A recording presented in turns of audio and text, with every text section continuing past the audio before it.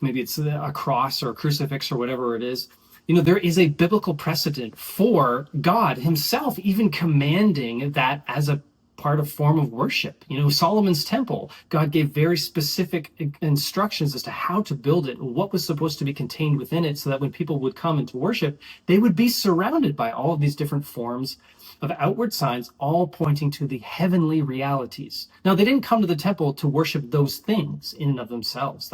And maybe some people did, but they would have been wrong for doing so. That would have been idolatry.